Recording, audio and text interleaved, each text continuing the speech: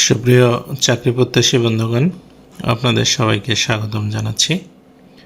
আজকে আমরা আলোচনা করব দুর্নীতি দমন কমিশন এর উপসহকারী পরিচালক পদে 3 জানুয়ারি 2026 তারিখে যে পরীক্ষা অনুষ্ঠিত হয়েছে তার সম্পূর্ণ প্রশ্ন ব্যাখ্যা সহ সমাধান নিয়ে। তো এই পরীক্ষার শুরুতেই সাধারণ জ্ঞান ছিল 36 নম্বরের। প্রথম প্রশ্ন বলছে যে আইডিএ স্বল্পোন্নত দেশগুলোকে কোন জাতীয় ঋণ দিয়ে থাকে। তা আইডিএ হচ্ছে ইন্টারন্যাশনাল ডেভেলপমেন্ট অ্যাসোসিয়েশন, এটা বিশ্ব ব্যাংকের একটা অঙ্গ প্রতিষ্ঠান বা একটা শাখার মতো। তো যেসব দেশে আইবিআরডি অর্থাৎ international bank for reconstruction and development থেকে ঋণ নেওয়ার সক্ষমতা নেই, সেখানে মৌলিক অধিকার, স্বাস্থ্য, শিক্ষা খাতে আইডিএ সহজ সাথে বা কোনো সময় হচ্ছে বিনা সুদে সফট লোন দিয়ে থাকে। 2 নম্বর প্রশ্ন বলছে নাভাইয়া পারমাণবিক পরীক্ষা কেন্দ্রটি কোথায়। এটা রাশিয়ার একটি পারমাণবিক পরীক্ষা কেন্দ্র।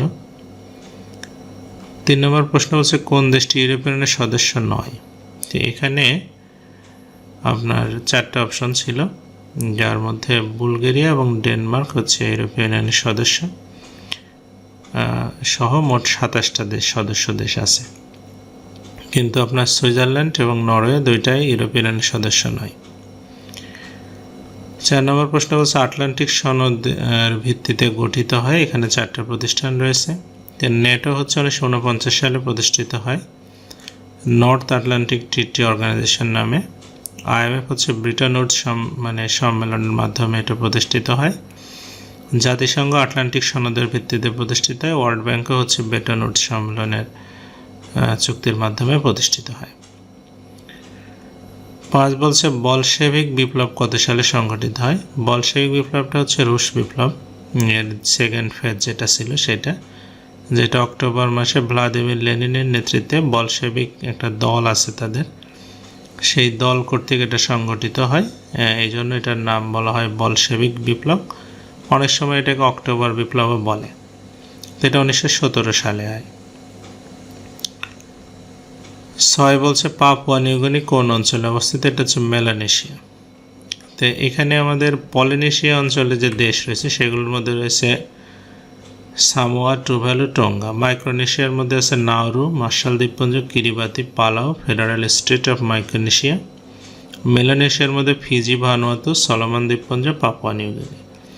এবং ওরিয়েন্টাল অঞ্চল যেটা সেটা পূর্বাঞ্চল ধরা হয়, অর্থাৎ চীন, জাপান, দক্ষিণ কোরিয়া থেকে একবারে শ্রীলঙ্কা, লাওস পর্যন্ত। 7 হচ্ছে ডোনাল্ড ট্রাম্প প্রথম মেয়াদে যুক্তরাষ্ট্রের কততম প্রেসিডেন্ট ছিলেন। এটা 45তম প্রেসিডেন্ট ছিলেন। 8 বলছে ফ্যাসিবাদের জনককে। ফ্যাসিবাদের জনক হচ্ছে ইটালির মুসোলিনি। এর মূল কনসেপ্টটা হচ্ছে যে রাষ্ট্র এবং শাসক গোষ্ঠী জনগণের উপর ম্যাক্সিমাম কন্ট্রোল করবে। মত প্রকাশ, গণতন্ত্র, মানবাধিকার এগুলো সব কিছুই সরকারি কন্ট্রোলের মধ্যে থাকবে। 9 হচ্ছে জনসাধারণের সার্বভৌম ক্ষমতার অধিকার উক্তিটি কার। এটা হচ্ছে জ্যাক রুসোর। 10 বলছে গাজায় ইসরায়েলি বর্বরতার গণহত্যার বিরুদ্ধে কোন দেশ আন্তর্জাতিক আদালতে মামলা করেছে। এটা হচ্ছে দক্ষিণ আফ্রিকা। 11 হচ্ছে মার্কিন যুক্তরাষ্ট্রের স্বাধীনতা যুদ্ধে কোন দেশ প্রত্যক্ষভাবে সাহায্য করে। ফ্রান্স। বিশ্বের প্রথম দেশ হিসেবে ধূমপান নিষিদ্ধ করে কোন দেশ। ভুটান। 13 বলছে মিশর কত সালে সুয়েজ খাল জাতীয়করণ করে। এটা 1956 সালে। 14 নম্বর প্রশ্ন ছিল ইন্দোনেশিয়ার নতুন রাজধানী নুসান্তারা কোন প্রদেশে অবস্থিত। এটা কালিমান্তান প্রদেশে। 15 বলছে যে চীনের অর্থায়নে নির্মিত মোমবাসা সমুদ্র বন্দর কোথায়। এটা আফ্রিকাতে চীনের প্রভাব বৃদ্ধির জন্য এটা কেনিয়াতে নির্মাণ করছে আর কি চীন। 16 হচ্ছে আফিম যুদ্ধ কোন দুইটি দেশের মধ্যে সংঘটিত হয়। আফিম যুদ্ধ 1839 থেকে 1842 সাল পর্যন্ত চীন এবং ইংল্যান্ডের মধ্যে সংঘটিত হয়। 17 বলছে নর্থ আটলান্টিক ট্রিটি অর্গানাইজেশন বা নেটো যেটা সামরিক জোট কত সালে গঠিত হয়। এটা 1949 সালে। 18 নম্বর প্রশ্ন ছিল 1947 সালে প্যালেস্টাইনকে বিভাজনের পরিকল্পনা জাতিসংঘের কোন প্রস্তাবের মাধ্যমে গৃহীত হয়। এটা 47তম বিসিএস পরীক্ষার প্রশ্ন। 181 নং প্রস্তাবের মাধ্যমে এটা গৃহীত হয়। 19 নম্বর প্রশ্ন বলছে কোন দেশগুলো মেডিসিন লাইন সীমানা দ্বারা বিভক্ত? কানাডা এবং যুক্তরাষ্ট্রের মাঝখানে যে বর্ডার লাইন সেটা। তারপরে 20 হচ্ছে যুক্তরাষ্ট্রের পরিচালিত অপারেশন মিডনাইট হ্যামার ইরানে কবে করা হয় এটা? তো এইটা বিভিন্ন সূত্রে বিভিন্ন রকম নিউজ আছে। এটা 21শে জুন রাত্রে, মূলত শনিবার রাত্রে। এটা অনেক বইয়ে দেওয়া আছে 22শে জুন, অর্থাৎ রাত 12টা পার হওয়ার কারণে এটা 22শে জুনই হবে। 21 বলছে সংযুক্ত তহবিলের উপরে অর্থ ব্যয় উল্লেখিত বিষয়সমূহ সংবিধানের কোন ধারায় রয়েছে? সংবিধানের 88 ধারায় বলা হয়েছে যে সংযুক্ত তহবিলের উপরে ব্যয় হবে নিম্নরূপ: রাষ্ট্রপতিকে দেয় পারিশ্রমিক, তার দপ্তরের ব্যয়, স্পিকার, ডেপুটি স্পিকার, সুপ্রিম কোর্টের বিচারক, মহাহিসাব নিরীক্ষক নিয়ন্ত্রক, নির্বাচন কমিশনার, সরকারি কর্ম কমিশনের সদস্যদিগের পারিশ্রমিক। সংসদ, সুপ্রিম কোর্ট, মহাহিসাব নিরীক্ষক নিয়ন্ত্রকের দপ্তর, নির্বাচন কমিশন, সরকারি কর্ম কমিশনের কর্মচারীদেরকে দেওয়া পারিশ্রমিকের প্রশাসনিক ব্যয়, সুদ পরিশোধ, তহবিলের দায়, মূলধন পরিশোধ বা তাহার ক্রম পরিশোধ, ঋণ সংগ্রহ, ব্যবদেশ ও সংযুক্ত তহবিলে জামানতে গৃহীত ঋণের মোচন সংক্রান্ত অন্যান্য ব্যয় এবং সরকারের ঋণ সংক্রান্ত সকল দেনার দায়। কোনো আদালত, ট্রাইব্যুনাল কর্তৃক প্রজাতন্ত্রের বিরুদ্ধে যদি মামলা করে সেই মামলার জন্য প্রয়োজনীয় অর্থ যদি দেওয়া লাগে, এবং সংসদের আইন দ্বারা যে কোনো দায়। 22 বলছে হলুদ বিহার কোথায়? এটা নওগাঁতে। 23 হচ্ছে সাঁওতাল বিদ্রোহ দিবস কবে? সাঁওতাল বিদ্রোহ দিবস হচ্ছে 30শে জুন। এটা দিনাজপুরে এই বিদ্রোহটা হয় 1855 সালে। ব্রিটিশদের বিরুদ্ধে এটা একটা সংঘবদ্ধ বিদ্রোহ ছিল। প্রায় 8 মাস এই বিদ্রোহ করেছিল সাঁওতালরা ব্রিটিশদের অত্যাচারের বিরুদ্ধে। পরবর্তীতে 1856 সালের দিকে বিদ্রোহটা দমন হয়। 24 বলছে এলএনজি ভিত্তিক বিদ্যুৎ কেন্দ্র নির্মিত হচ্ছে কোথায়? পায়রাতে। রূপপুরে আপনার পারমাণবিক বিদ্যুৎ কেন্দ্র, ফুলবাড়ি কয়লা ভিত্তিক বিদ্যুৎ কেন্দ্র, মাতারবাড়িও তাই। ই পাসপোর্ট মেয়াদ 18 বছর, কম বয়সীদের জন্য কত বছর মেয়াদ? এটা 5 বছর। 26 হচ্ছে বাংলাদেশের সাথে ভারতের সীমানা কত? বাংলাদেশের মোট সীমানা আছে 5138 কিলোমিটার, যার মধ্যে ভারতের সাথে আছে 4156 কিলোমিটার। 27 হচ্ছে বিক্রমাদিত্য কার উপাধি? এটা হচ্ছে দ্বিতীয় চন্দ্রগুপ্তের উপাধি। 28 ছিল ফখরুদ্দিন মোবারক শাহ কত সালে সোনারগাঁয়ের শাসন ক্ষমতা দখল করেন? 1338 সালে বাহরাম খানের মৃত্যু হলে তার দেহরক্ষী ফখরুদ্দিন মোবারক শাহ বাংলার স্বাধীন সুলতান হিসেবে ক্ষমতায় আসেন। তার তৈরি একটা মসজিদের ছবি এখানে দেখতে পাচ্ছেন। 29 বলছে নোট অফ ডিসেন্ট বলতে কি বোঝায়? এটা আনুষ্ঠানিকভাবে ভিন্ন মত। 30 ছিল খাসিয়া গ্রামগুলি কি নামে পরিচিত? এটা পুঞ্জি নামে পরিচিত। 31 বলছে তফসিল শব্দের অর্থ কি? তফসিল শব্দের অর্থ হচ্ছে বিবরণ বা ডেসক্রিপশন। 32 ছিল বগালে কোন উপজেলায়? এটা হচ্ছে রোমা উপজেলায়। 33 ছিল যে দুর্নীতির ধারণা সূচক 2024-এ সবচেয়ে কম দুর্নীতিগ্রস্ত দেশ কোনটি? এটা হবে ডেনমার্ক। 34 হচ্ছে 2025 সালে সমাজসেবা 21 পদক লাভ করেন কে? মোহাম্মদ ইউসুফ চৌধুরী। উনি বাংলাদেশের পোলট্রি এবং আপনার ডেইরি শিল্পের প্রতিষ্ঠায় অবদান রেখেছিলেন। ওনার প্রচেষ্টায় চট্টগ্রাম ভেটেরিনারি যে বিশ্ববিদ্যালয় সেটা প্রতিষ্ঠিত হয়। 35 বলছে সার্বজনীন পেনশন কর্মসূচির সর্বশেষ যুক্ত স্কিম কোনটি? এটা হবে প্রত্যয়। এবং 36 ছিল নারিকা কি? এটা হচ্ছে এক প্রকার ধান, মানে খরা সহিষ্ণু ধান। এই 36টা সাধারণ জ্ঞান। এরপরে আমরা চলে যাব কম্পিউটারের তথ্য প্রযুক্তি। প্রথমে ছিল এসকিউএল, এর পূর্ণরূপ কি? এটা হচ্ছে স্ট্রাকচার্ড কোয়েরি ল্যাঙ্গুয়েজ।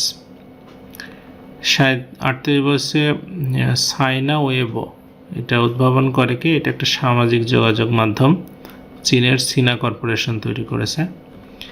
বাংলাদেশের প্রথম ইবুক কোনটি? এটা হচ্ছে 52 ইবুক। এবং 40 বলছে কোনো ইমেলে সিসি এর অর্থ কি? সিসির অর্থ হচ্ছে কার্বন কপি। এই 4টা ছিল হচ্ছে তথ্য প্রযুক্তি বা কম্পিউটার থেকে। এরপরে গণিতে চলে যাব। প্রথম প্রশ্ন বলছে দুইটি সংখ্যার অনুপাত 3:4, তাদের লসাগু 180 হলে সংখ্যা দুইটি কত?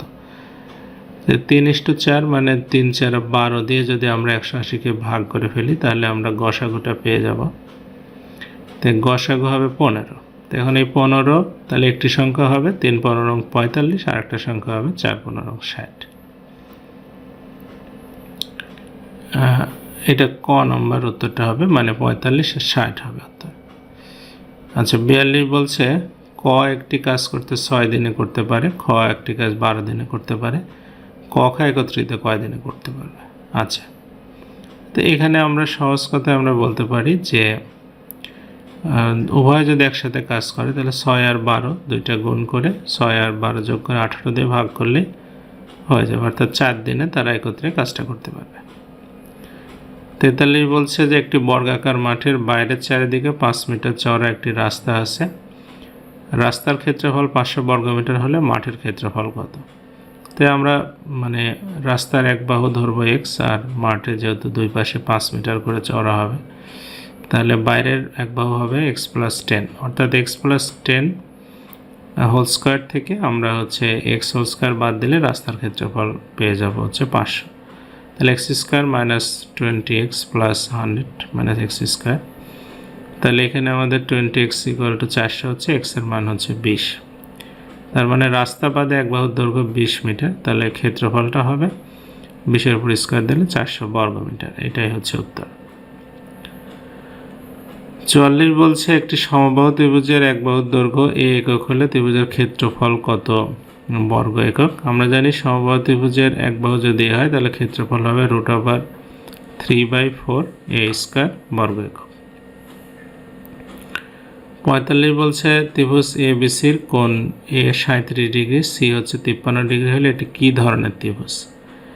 তো এখানে আমরা A আর C যদি আমরা যোগ করি তাহলে হচ্ছে আপনার 90 ডিগ্রি, তার আরেকটা কোণ হবে 90 ডিগ্রি, মানে ত্রিভুজের 3 কোণ মিলে তো 180 হওয়া লাগবে। তাহলে যদি একটা কোণ 90 ডিগ্রি হয় তাহলে সমকোণী ত্রিভুজ হবে।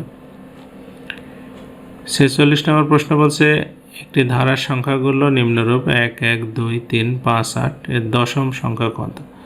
তো আমরা তৃতীয় পদ হচ্ছে 1 আর 1 যোগ করে 2, চতুর্থ পদ হচ্ছে 2 আর 1 3, পঞ্চম পদ হচ্ছে 3 আর 2 5, ষষ্ঠ পদ হচ্ছে 5 আর 3 8, সপ্তম পদ 8 5 13, অষ্টম পদ 13 8 21, নবম পদ হচ্ছে 21 আর 13 মিলে 34, দশম পদ হবে 34 আর 21 মিলে 55। 47 বলছে যদি A সেটটা 1 2 3, B সেটটা 2 3 5 হয় তাহলে A এটা কমপ্লিমেন্ট B হবে, মানে এটা প্রশ্ন এভাবেই ছিল কিন্তু এটা কমপ্লিমেন্ট B হবে, অর্থাৎ A থেকে Bটাকে বাদ দিতে হবে। তাহলে A আছে 1 2 3, B আছে 2 3 5, 2 3টা বাদ যাবে, তাহলে আপনার হচ্ছে 1 থাকবে, এটাই উত্তর। 48 নম্বর বলছে যে একটি ছক্কা পরপর 2 বার নিক্ষেপ করলে 2 বারই 6 ওঠার সম্ভাবনা কত। তো প্রথমবার যদি আপনি নিক্ষেপ করেন তাহলে 6টা আউটপুটের মধ্যে একটা আছে ছক্কা, তাহলে 1/6 হবে। দ্বিতীয়বার নিক্ষেপ করলেও তাই, যেহেতু দুইটাই স্বাধীন ঘটনা সুতরাং গুণ করতে হবে, তাহলে 1/6 গুণন 1/6। 49 বলছে 9 জন খেলোয়াড়ের একটি দল থেকে 6 জন খেলোয়াড় কতভাবে নির্বাচন করা যায়। তো এটা আমরা কম্বিনেশনের মাধ্যমে করব, অর্থাৎ 9C 6 নিব, 9 গুণন 8 গুণন 7, 1 গুণন 2 গুণন 3, অর্থাৎ 84 উপায়। 50 বলছে 2x পাওয়ার 1 পাওয়ার স্কয়ার ভাগ x পাওয়ার 5 হলে এটা আপনার মানটা কত হবে। তাহলে এখানে 4x² হচ্ছে আর নিচে হচ্ছে আপনার x⁵, তাহলে এটা মাইনাস করে দিলে x পাওয়ার 4 x পাওয়ার -3 হচ্ছে। 51 হচ্ছে যে log 2√2 পাওয়ার x হলে x এর মানটা কত। তো এটাকে আমরা জানি সাইড যদি আমরা চেঞ্জ করি তাহলে 2√2 পাওয়ার 4 দিলে x হবে ইকুয়াল টু, তাহলে লগটা উঠে যাবে, তাহলে x এর মানটা হবে 64। 52 বলছে যে ঝন্টু তার বাবার বয়সের সমষ্টি, বর্তমান বয়সের সমষ্টি 40 বছর, ঝন্টুর বাবা তার চাইতে 28 বছরের বড়, 13 বছর পর তাদের দুজনের বয়সের সমষ্টি কত হবে। এখন যদি 40 বছর হয় 13 বছর পরে বাবা ছেলে 13 13 26 বছর বাড়বে, তাহলে 40 আর 26 মিলে 66 বছর হবে। 53 বলছে 35 - 2x - x² একটি উৎপাদক 7 + x হলে আর একটি কত। তো এটাকে যদি আমরা উৎপাদক করি তাহলে 35 এটা 7x + 5x - x স্কয়ার। তো এখান থেকে আমরা যদি 7 কমন নিই 5 - x, এখান থেকে x কমন নিলে 5 - x, অর্থাৎ একটা হবে 5 - x, একটা 7 + x, তাহলে 5 - x টা হবে উত্তর। 54 বলছে m ও n উভয় যদি বিজোড় সংখ্যা হলে নিচের কোনটি বিজোড় সংখ্যা। তো এখানে দুইটা বিজোড় সংখ্যা গুণ করলে বিজোড় সংখ্যা হয়, এবং গুণের সাথে যদি আপনি 2 যোগ করেন সেটাও বিজোড় সংখ্যাই হবে, কারণ বিজোড় সংখ্যার পার্থক্য 2 করে থাকে। আবার 4 যোগ করলে সেটাও বিজোড় সংখ্যাই হবে, অর্থাৎ সব কটি উত্তর হবে। 55 বলছে একজন কলা বিক্রেতার কাছে যা কলা ছিল 40% বিক্রয় করতে পারলো, সে গুণে দেখলো তার কাছে আর 10 ডজন মানে 120টা আছে। প্রথমে কয়টা ছিল? তার মানে এই যে 120টা এটা 60%, 40% তো বিক্রি হয়ে গেছে। এটাকে 60 দিয়ে ভাগ করে 100 দিয়ে গুণ করলে হবে, অর্থাৎ 200টা কলা ছিল। 56 বলছে 18 মিটার লম্বা একটি মই ভূমির সাথে 30 ডিগ্রি কোণ উৎপন্ন করে দেয়ালের শীর্ষ স্পর্শ করে, দেয়ালের উচ্চতা কত? তো এখানে আমরা যেভাবে চিত্র দেখতে পাচ্ছি দেয়ালের উচ্চতাটা আমরা ধরে নেব হচ্ছে x মিটার, তাহলে এটা sin 30 ডিগ্রি নিলেই হবে আমাদের লম্ব বাই অতিভুজ। sin 30 ডিগ্রির মান আমরা জানি হচ্ছে হাফ, তাহলে x এর মানটা হচ্ছে কত? 9, অর্থাৎ দেয়ালের উচ্চতা হবে 9 মিটার। 57 বলছে x - 5 এটা পরম মানের মধ্যে আছে = 6, এর সমাধান সেট কোনটা? তো এটাকে আমরা প্রথমে x - 5 যেটা পরম মানের মধ্যে আছে এটাকে আমরা যদি পজিটিভ ধরি তাহলে x এর মানটা হবে 11, মানে 6টাকে জাস্ট শুধু ওই পাশে নিয়ে গেলে হবে। আর যদি এটাকে আমরা নেগেটিভ ধরি তাহলে x - 5 = 6, তাহলে মাইনাস দিয়ে গুণ করে দিলে x - 5 -6 হচ্ছে, -6 ওই পাশে চলে এলে -1 হচ্ছে, অর্থাৎ একটা হবে -1 আর একটা হবে হচ্ছে 11। 58 বলছে a অনুপাত b = 5:4, a অনুপাত c 6:5 হলে c অনুপাত b কত? তো a অনুপাত b মানে a/b, আর a অনুপাত c মানে a/c। আমরা এটাকে c/a আকারে লিখব, মানে এইভাবে, অর্থাৎ a/b গুণন c/a লিখব, আর এখানে 5/4 গুণন এখানে 6/5 আছে, উল্টা করে 5/6 লিখব, তাহলে a ক্যান্সেল হয়ে যাবে, তাহলে c/b = 25/24 হবে উত্তর। 59 বলছে x + 1/x = 1/3 হলে x³ + 1/x³ এর মানটা কত? তা আমরা জানি x³ + 1/x³ এর সূত্রটা হচ্ছে x + 1/x (³ - 3x 1/x আর x + 1/x। তো এখান থেকে আমরা মান বসাবো, x + 1/x মানে 1/3 - 3 × 1/3, তাহলে 1/3 মানে এটা 1/27 - 1 হবে, অর্থাৎ 26/27 হবে। 60 নম্বর প্রশ্ন বলছে যদি ফাংশন x = 2x + 5 / x - 3 হয় তাহলে ফাংশন 4 এর মান কত হবে? তো এখানে আমরা জাস্ট শুধু x এর জায়গাতে আমরা 4 এর মানটা বসাই দেব, তাহলে 2 × 4 + 5, তাহলে 4 × 2 = 8, 5 = 13 হবে, আর নিচে 1 দিয়ে ভাগ করলে 13ই হবে উত্তর। এরপরে ইংরেজিতে চলে যাই। ইংরেজিতে প্রথমে বলছে pick the correctly spelled word, মানে সঠিক বানান কোনটা? এটা হবে consensus, CONSCIENTIOS। Who wrote a vindication of the rights of women, এটা হচ্ছে ম্যারি ওলস্টন ক্র্যাফটের লেখা। তারপরে 63 হচ্ছে person who lives his or her own country to settle permanently in another country, এটা হচ্ছে কি এমিগ্রেন্ট। 64 বলছে the play Englishman for my money was written by, এটা উইলিয়াম হিউস্টনের হচ্ছে একটা লেখা বই। 65 হচ্ছে we work every day except Friday, এখানে এক্সেপ্ট শব্দটা কি? এটা হচ্ছে preposition. Which gender is word neighbour, নেইবারটা কি জেন্ডার? এটা কমন জেন্ডার হবে।